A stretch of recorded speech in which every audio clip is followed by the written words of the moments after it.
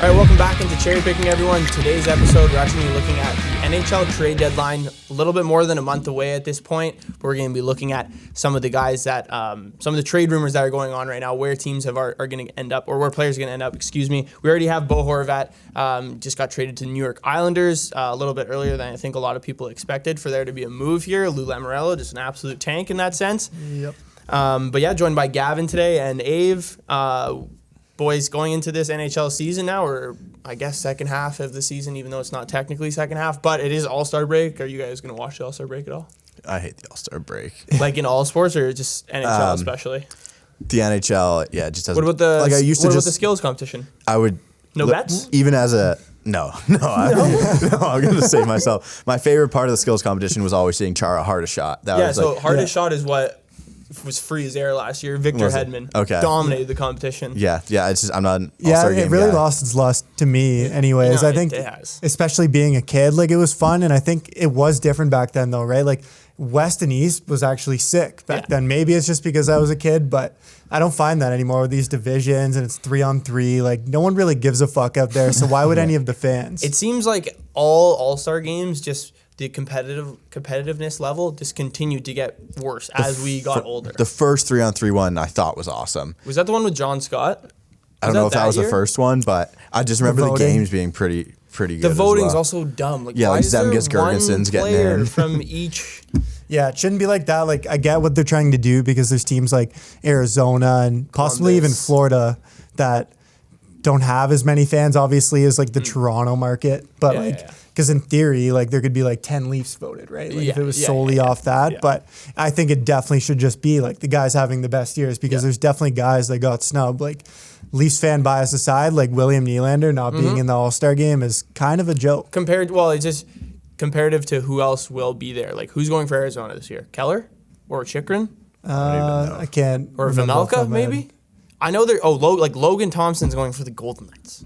Like he was really good at the beginning of the year, I guess. But I guess like from that team, like who else would you send? Yeah, I guess a bunch of guys have been hurt. A bunch of guys are out. Eichel's been hurt. Theodore's been hurt. Petrangelo has been out for a bit.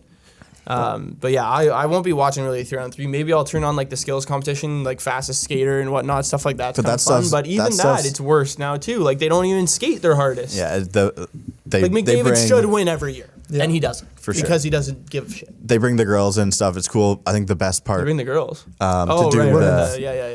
The women's players to do all the events as well. But I think the best part of watching the All-Star game is just watching the highlights on your phone. Don't waste your time. Watch something what they else. do last year in Vegas when they had like that huge like wall of cards or something, and it was blackjack or something. I also remember them in the Bellagio fountain, right, doing the little skills comp. That maybe I did watch last year. I think you did. Sounds like you did. Yeah, I did. Because then Zegras did was that last year, 2 years ago, when he did the wraparound? The blindfold? No, that was last year. Yeah. The dodgeball jersey on? Yeah. Guess I did watch last year. And he didn't win. He didn't win. Yeah, I know. That was ridiculous. Who won? Talking about that Petrangelo won, right? What? Yeah, because it was in Vegas. He won for it was shit. It wasn't even close. But big dodgeball. I think I would be, so it's a game suspension if you miss the All-Star festivities, right? Barry. I would take that every year. I would take that. Your teammates would be like, what the fuck?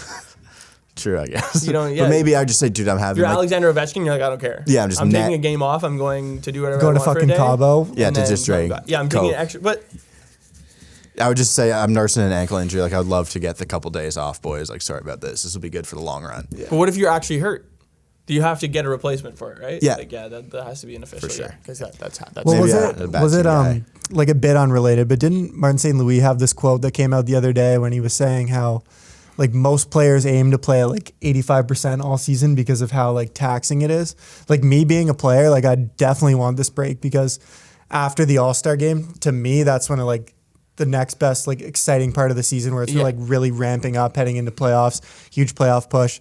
Like I would definitely want to have that time off, especially if I'm going to this All-Star game where it's just not really competitive. No one really cares. It's fun, I guess. It is fun. I'm sure like the guys have a good time together. Like they probably just get wasted. Especially the older guys too, like bring their families and stuff and they have like their kids and shit. Like, telling your kids, I played the All-Star game. I was like, it was awesome. That's pretty sweet. But if you've done 6 of them. Or it's like, okay. And it's also like, do you go do as you get older too, like do you go get fucked up with a bunch of the guys again or finally actually spend some time with your family for a week or whatever it is, right? That's a good point. But yeah, second half of the season is going to be huge. Trade deadline, as I mentioned, will be like 2 weeks after or 3 weeks after the All-Star game, I guess, after next week. As we mentioned, Bo Horvat, New York Islander, like just completely out of nowhere, to be honest. And for reference, what we're going to be doing today, we're going to look at tweets from people on Twitter. They will be posted on the screen as we're talking about them, and we'll just kind of, some of them are a little bit more ridiculous, but some of them are just like takes that we just kind of want to go over. So the first one is about the Islanders and this trade. So the Islanders took Bo Horvat from the Vancouver Canucks and returned or gave back Anthony Beauvillier. Atu Ratti, I think his name is, Finnish prospect who's played like a couple games for the Islanders. He was on a show yesterday and he said it doesn't matter how you say his name. Oh. He was just like, I'm fine with however you say it. Good. All right. And then also a top 12 protected first overall or first round pick. Yeah. And then Vancouver is retaining 25% of Horvat's salary right now. So this tweet that we have from Inside the Rink talking to Isles fans. If a new deal isn't signed before the trade deadline and the Islanders remain outside of the playoff picture, does Lou take calls on their newly acquired all-star? Sound off below. So I looked at the comments. No, there's not really anything there. People are just like, absolutely lol, like for sure.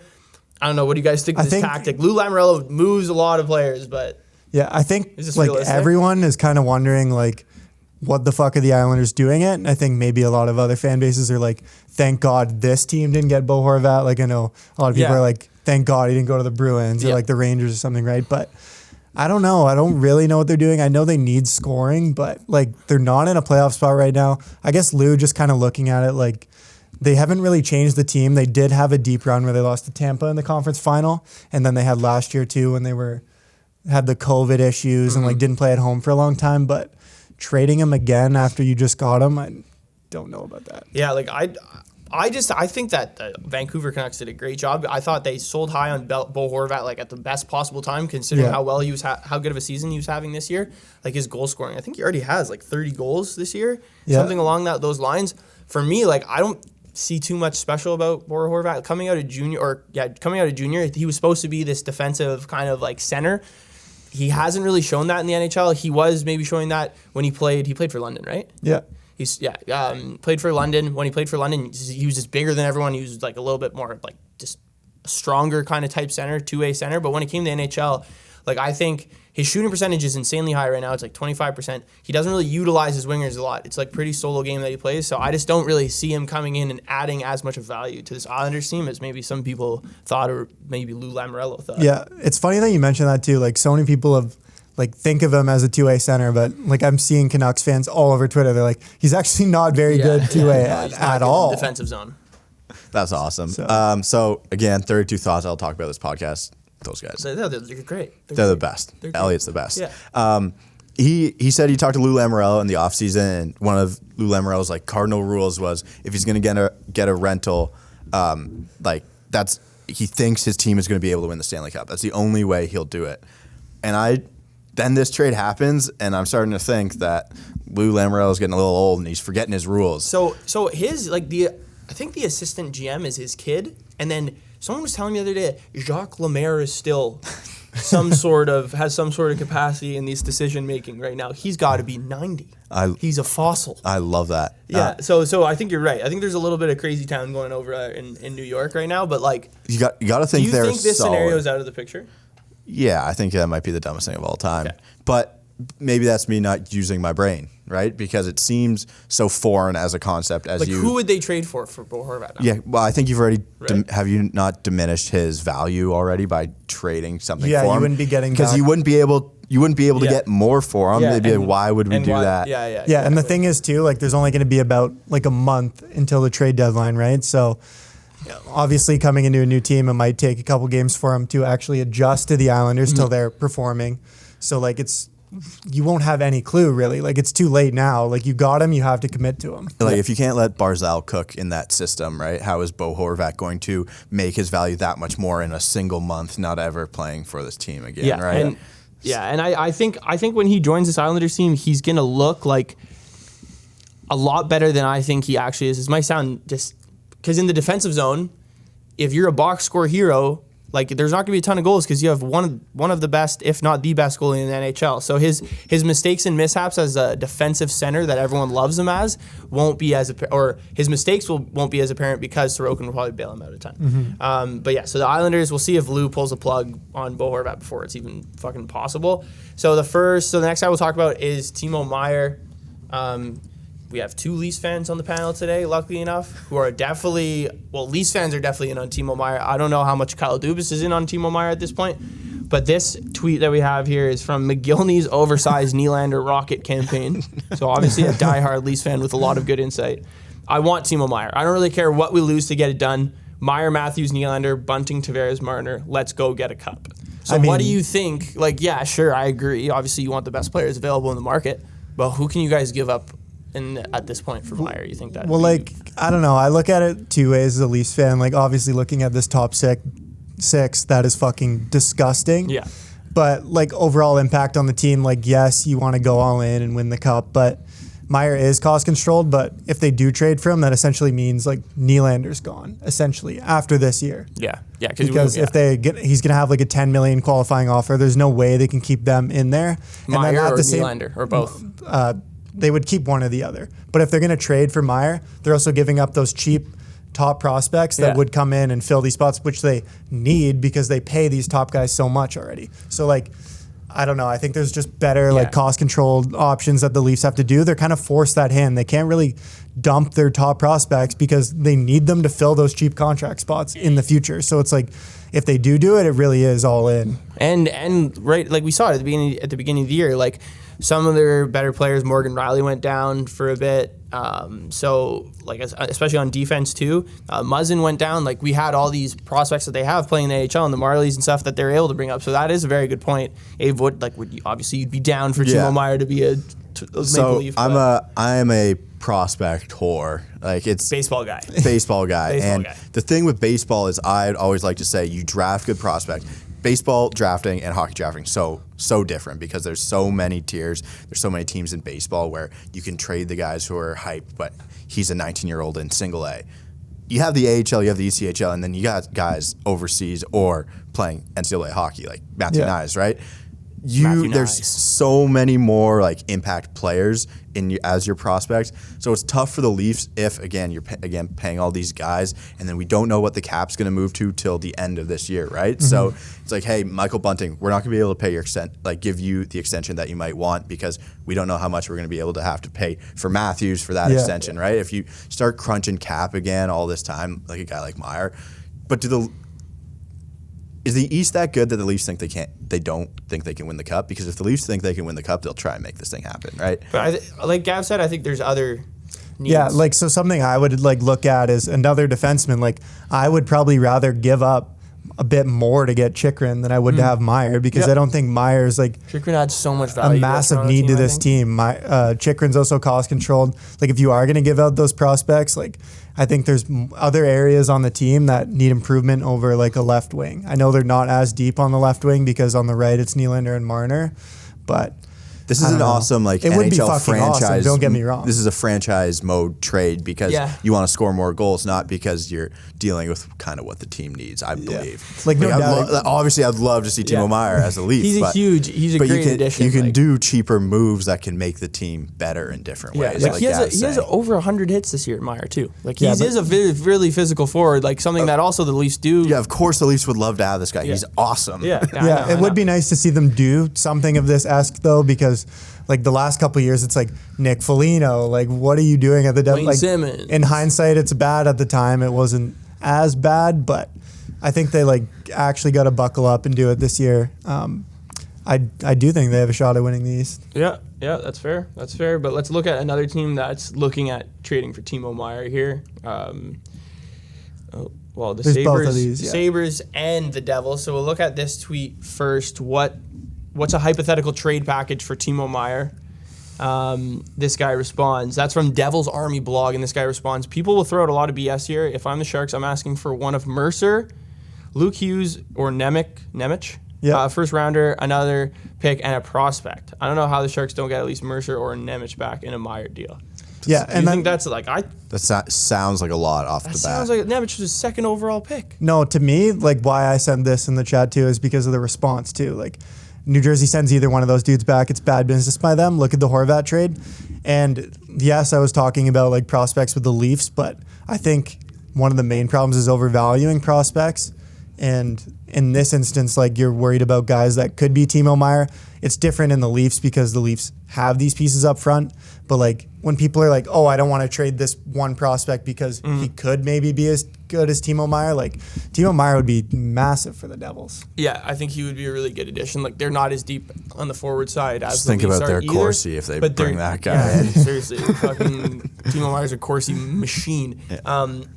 But if the one thing too here is the Devils' prospect pool is deeper on the defense side. So if they do give up Mercer, which I don't think that's crazy, and then also Nemec, or I wouldn't give Luke Hughes. I think I'd rather give that. They're both one or the other, I guess. Like, yeah, I don't think that's crazy. Because also you got to remember too, Timo Meier's contract's coming up at the end of this year. He's like his salary cap right now or hit is like $6 million, I think. I think he'll probably be close to double digits, probably when he resigns. Well, he is an RFA, so minimum 10 mil qualifying offer for him. But that's the thing, like it's not just a rental. Like you have his rights if they trade for him. So that's why these pieces are in there. Like if you were to trade for someone like Patrick Kane, there is no contract in place, or like Bo Horvat. Yeah. So Timo Meier is definitely going to fetch a bigger return. If they trade Timo Meier, do you think that the Erik Karlsson trade stuff has kind of fallen off? Do you think this trade, if they trade Timo Meier, kind of triggers them to try and get rid of Karlsson as well? Yeah, I would think so, because Karlsson has said too, like, I want to be on a team that wins, that's winning right now, and he's playing so fucking well. My God, everyone wrote him off. I know, I definitely was did. one of the biggest, being like the Sharks, similar to like the Canucks, kind of like just fucking rebuild already. Like, what are you doing? I know the Sharks have been in this limbo for like a couple of years. Like the Sharks aren't worried about a fan base that's going to get after them, right, for rebuilding. It'll be the same if they're winning. If they're in the Stanley Cup Finals or winning 25 games a year, attendance is probably pretty close to the same. I swear they were like an old fucking team in 2016 when they had like a cup run. Like, and now they're like still like little pieces and remnants of those guys on the team. They're starting to have some decent like Bordelo's on that team, right? They have Barabanov starting to play a little bit better too, but still, a little bit older, especially on defense too. You have Vlasic and Karlsson back there. It's two fucking dinosaurs playing. But another example of this too that Gab was talking about. This tweet from Adam, sharp and pencil. Paul Hamilton just said he'd trade Jack Quinn for Timo Meier. Seems dumb. Yeah, you guys give up assets to get a guy like Meier. The point is to use draft capital and prospects, not your best budding NHL hockey players. Like, to me, how old is Timo Meier? He's like 26. Yeah. To me, this is fucking nuts. Like, Jack Quinn is a great prospect, sure. But Timo Meier is a point per game right now. Yeah, he's like already a bona fide NHL star, and you're worried about what Jack Quinn's going to be. I don't even know if Jack Quinn has the same potential to be the player Timo Meier is. Yeah, I think he's going to be good, but like you said before, like it's hard. Why would you try to predict that and keep Jack Quinn right now when if you do trade for Timo Meier at this point, like you could definitely still make the playoffs, the Sabres, potentially. I think it would have to help. As a Leaf guy, I would hate this move. But as a Sabres fan, I think that would be awesome. Yeah, that would be great. I think it's a good deal. And then, they're just missing one great piece, and the Sabres can be a very good team. Yeah, maybe I think they're still like a year away. Some goaltending issues as well, but their goaltending situation is just wild. Ukko-Pekka Luukkonen, though. We're gonna see him tonight. Yeah, we are gonna see him tonight, face to face against the Hurricanes. My good old pal. I drank with him a couple times. Oh, right. He was in Sudbury. Yeah, he'd show up to pub. I'd get kicked out for every week, pretty much. Was he a booze bag? Yeah. Like just the DJ? Finished, right? Yeah. That's awesome. Because he was awesome in the World Juniors. Yeah. And he would just show up at the pub. I was like, hey. No one knew who he was. He was just, no one still knew who he was? No. Was he like a quiet guy? Yeah, he was a quiet guy, but you knew all the SPAD kids knew who he was. Right. And he, right, obviously. And sport nerds. Yeah, exactly. But he would probably sit in the corner of and just absolutely just pound beers, not say anything. And then once he gets to like his 8th, he just unleashes the beast. Yeah, then he's like pissing himself. Okay, Patrick Kane. This one's really interesting. This doesn't really go with the whole trade rumor thing, but very insightful tweet here by Liv at Critastrophe. Everyone tweeting about Patrick Kane trade rumors like the police didn't find human remains and evidence of cannibalism in his LA home that he sold in 2013. That was at noon on January 27th. It has 166 likes. And some guy, Novechkin, actually replied, "One time I was in Chicago and literally saw him picking out his next human, in brackets, meal." Hashtag true story. Wow, witness testimony. So this is obviously just ridiculous. Yeah, but this is the stuff I would tweet. This is the like, how does this correlate at all? Like, where does this come from? This guy is obviously a Patrick Kane hater through and through. Must be. I mean, interesting. I really have like no thoughts. Like I'm quite literally brain's at a loss kinda for words. Like broken I'm just from it. like Yeah, reading I this agree. over and over again, and like he's from I'm just wondering like what am I missing? Has he? Because obviously he was a Buffalo big kid, right? partier though. Yeah. Patrick Kane. Oh yeah, And then- apparently he's a but real did he- piece of shit. But now he's Maybe he kind got of better. yeah. I think he's married and he does have a kid now too. So like I thought, I don't know about his kids. but why would he have a house in L.A.? He was making bank, man, and he just wanted to True. stay And out he in wanted to drive a LA. Range Rover. Yeah. So Maybe I'm gonna say this is fabricated. yeah. You think this is? Yeah, I think this is. This Guys, is good, this is though. not real. If anyone's No. wondering, This guy is just always on the loose for. So you were telling us inside info that Patrick Kane was hurt at the start of this year, right? He and is. now 32 Thoughts again, they're talking about potentially even shutting him down. Like the reporters are saying he doesn't think he's at that point where he needs to be shut down. But what does a team that's trying to acquire Yeah. Patrick Kane at this point for a guy who's clearly not 100%, how does that hurt or help a trade package in trying to acquire him? Yeah, I don't know, and I'm sure obviously like that's starting to go around the league a little bit more too, obviously, and his numbers are down a little bit more. I'll be honest, I haven't watched a ton of Chicago hockey Because why so would you? bad. They don't score. You value your life. To me, they're fumbling the fucking bag so hard. Like they knew in training camp that he was injured. The rest of the NHL knew because somehow we fucking knew. Like, what are they doing with this? They get rid of Doc. They get rid of DeBrincat. Maybe it's really just Patrick Kane doesn't want to leave. But like, seriously, what the fuck are they doing here with this rebuild? Yeah, I'm not sure, and I mean. Like I wonder if it's people I've heard recently too. Like maybe it's a Patrick Kane, Jonathan Taves like package deal. Because like Taves wants to go somewhere, but he would kind of be like, it's like Cut the cord. throw in. He's the throw in kind of like do whatever the fuck you want with him kind of because he's like regressing a ton. But we talked about where Kane was going to get traded like on an earlier episode of this podcast like 2 months ago, and New York Rangers was definitely one of the teams we were talking about. He's definitely drawing a little bit of stir here. This is a quote from actually John Scott from his podcast. The Rangers should do what it takes to get Kane, trade Kakko or Lafreniere if you have to.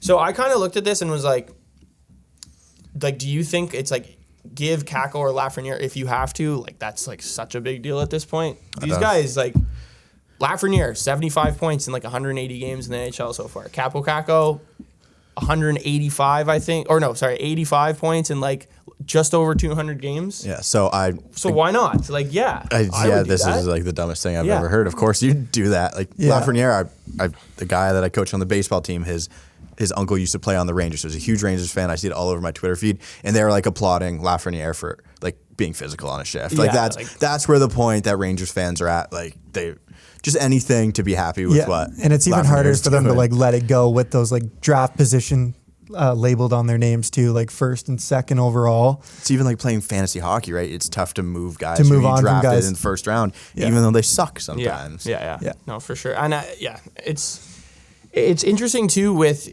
Lafreniere because there's been parts of this season where he's played really well with this Hedl-Kakko line kind of deal. Like the kid line, they have been leading them in expected goals. Like right? last year in the playoffs, they were great, one of their better lines, and then they weren't together. Like they were split up a little bit. Kakko was playing on the first line with Zibanejad and Trocheck, but I think they're back together now and they are playing a little bit better. Regardless, both of these guys, first and second overall picks, like just have needed to produce at a much higher rate. If this is the asking price for Patrick Kane at this point, if you're the Rangers, I would do this. Like give up one of them. Like who cares? Like at that point, like you still have the other one. I think I would give up Lafreniere. I'd rather keep Kakko. Do you think this is more like a Rangers thing though, in terms of their like development, like in usage? Maybe like I don't know. It's they have. I don't really know their prospect pool how deep it is, but it's interesting to see where Patrick Kane is going to end up with his injuries coming out. Obviously, like a little bit more public now. Like obviously, like Gav said, the NHL has teams have known throughout the offseason and stuff. So I wonder just what the final decision is going to be on him and what his price is going to end up, because it seems like it's starting to definitely, he's going to be devalued a little bit. It would be crazy to see him on the Rangers, though. Yeah, that would be sick. It'd be really weird. Him and to see him in the Panarin Rangers and Kane back. Oh, yeah, too. 2016 season, that was Rangers fans would be insufferable, though. Yeah, oh my God, so bad. One of Sandy's dad's friends is like a huge Rangers fan. And even last year during the playoffs, he was texting us. He's like, I think they're gonna do it. They're gonna do it. And I was like, I don't know, buddy. Like, they're barely holding on against Pittsburgh here. Like, but yeah. So those are kind of like the bigger trade rumors, obviously going around where teams will end up. So Timo Meier, Patrick Kane. Obviously, we went over the Bo Horvat thing too. But some of the other names, Sean Monahan, who just was acquired by the Habs last year, is potentially probably going to be on the move. I would say almost guaranteed. Yeah. Would you be interested as a Leafs fan to get Monahan? I've seen Colorado rumors. Like, do you guys think you need another center at this point? I don't know. Like, he's not really a scorer, right? No, he's a facilitator, if you want to even call him that at this point. Yeah, so I don't know. Not really interested in it. Like, it depends what the price is too. Like, I think Avalanche makes what did the Habs give up for Monahan? It was like a 3rd-round pick or something, right? Yeah, it wasn't a lot. It wasn't a lot. Yeah. They were dumping him off. Yeah, speak about another captain that kind of just got left in the dust. This guy. Yep. Interesting. I have no thoughts about Sean Monahan, really. He's pretty small. Has he not just kind of declined at most years here? He's actually having a decent year this year, like as decent as you can have on the third line on the Montreal Canadiens this year. But I think he would be a great third line center on this Avalanche team. That center depth is definitely like, I don't want to say it's hurting, but like you have McKinnon obviously, but then you have Newhook, JT Compher. I think he'd be a good guy to add into that mix as well, a good guy to have in the playoffs as well. So I could see that possibility. And then the last guy we'll just touch on, we haven't really seen him much because he's been hurt, but Elliot Friedman talked about the fact that Thatcher Demko is potentially on the move. I've seen the Penguins as one of the teams to acquire him. That could be bad news for Dustin Tokarski. Maybe send him down to ECHL at that point. But what do you guys think of like Thatcher Demko? Like, is there really a goalie market out there? Like, is there a team that needs a goalie before the playoffs start? Teams always need goalies before the playoffs, right? The Oilers. Like, I don't know if they want to bring on him. I think you'd rather have too much goalie skill than not enough when you go into the playoffs. But then you have three. Like, if you are the Oilers, you pick him up. And let's say you somehow have Skinner, Campbell, and Demko. Like, who do you pick to start the playoffs? True. Is also hot hand. Yeah, hot hand. It's called the hot hand. He's out for. Is he out for the rest of the year? Or is he coming back? Not entirely. I would think if he's getting moved at some point, he would be back later on in the season, and I think that is definitely a possibility considering how the Vancouver Canucks season is. Yeah, I think a lot of people, it'd be a good spot to buy low on him for sure, coming off an injury and been terrible. He's been terrible, and it's tough to say at this point, is it Thatcher Demko or is it just how bad this team has played defensively over the last 2 seasons pretty much? Because even, we were talking about in the office earlier, like, he looked great in the playoffs for that Vancouver team for like a little bit of a run, but over the last 2 years when Vancouver's D has really struggled, it's been a tough scene for him. And it's not even just an overload of shots. Like, he's been one of the worst goalies in goals saved above expected as well, negative like 15 both of these seasons here. So not great numbers for Thatcher Demko. So I feel like the market probably isn't too strong on him, but the Canucks don't really have any other options at this point. Yeah. Losing assets day by day. They should just go into the rebuild, fellas. Yeah, them and the Sharks need to go into rebuild. That's pretty much it. Are there any other trades rumors you guys wanted to bring up? No, I think they kind of shot down the Crosby rumors with the Pens being decent. There's no way. Crosby to the Avalanche. Yeah, that was that 2 years ago when people were saying that. I think it was last season. I'm happy those are done for because pretty dumb. That would be kind of awesome though. Yeah, that would be cool. Seeing him in a different jersey would. Him and McKinnon. Oof. The boys. There's no way that would happen. But Leafs fan would probably not. Oh my God. That is it for today's episode of Cherry Picking. Be sure to like, comment, subscribe. Let us know if there's any other trade rumors that you guys have heard about that you want us to talk about maybe on the next time we go over this, maybe closer to trade deadline day. But thank you guys for tuning in, and we'll see you guys next time.